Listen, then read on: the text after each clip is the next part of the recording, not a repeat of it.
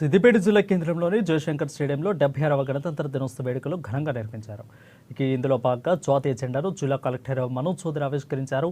ఈ కార్యక్రమంలో police commissioner Anuradha, వివిధ శాఖల అధికారులు పాల్గొన్నారు. జిల్లా ప్రజలకు కలెక్టర్, పోలీసు కమిషనర్ అనురాధ గణతంత్ర దినోత్సవ శుభాకాంక్షలు తెలిపారు. మహాలక్ష్మి పథకం ద్వారా రాష్ట్రంలో మహిళలకు ఆర్టీసీ బస్సులో ఉచిత ప్రయాణ సౌకర్యం కల్పిస్తుందని అన్నారు.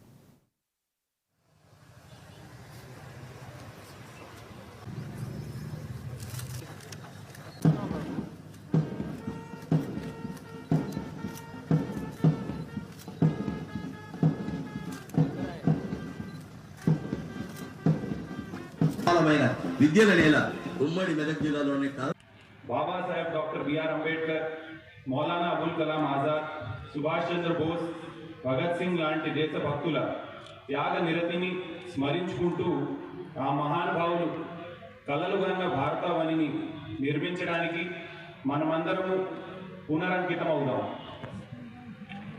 ఈ సందర్భంగా మన జిల్లాలో అమలు చేస్తున్న వివిధ ప్రభుత్వ అభివృద్ధి సంక్షేమ కార్యక్రమాలు వివరాలు మీ ముందు ఇస్తాను.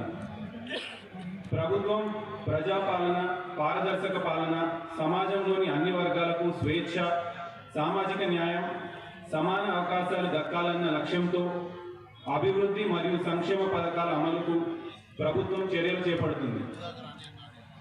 మహిళలకు ఉచిత బస్సు ప్రయాణం, మహాలక్ష్మి పథకం ద్వారా రాష్ట్రంలో మహిళలకు ఆర్టీసీ బస్సులలో ఉచిత ప్రయాణ సౌకర్యాన్ని ప్రభుత్వం అమలు చేస్తోంది.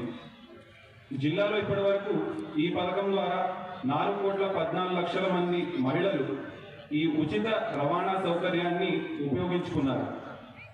దీని ద్వారా మహిళలకు 154,30,00,000 రూపాయలు లబ్ధి చేకూరింది. రాజీవ్ ఆరోగ్యశ్రీ పథకాన్ని మరింత పకడ్బందీగా అమలు చేయడానికి, అదేవిధంగా ఈ పథకం కింద పేదలకు కార్పొరేట్ వైద్యాన్ని అందించాలన్న లక్ష్యంతో రాజీవ్ ఆరోగ్యశ్రీ వైద్య పరిమితిని 5 లక్షల రూపాయల నుంచి 10 లక్షల రూపాయల వరకు పెంచడం జరిగింది.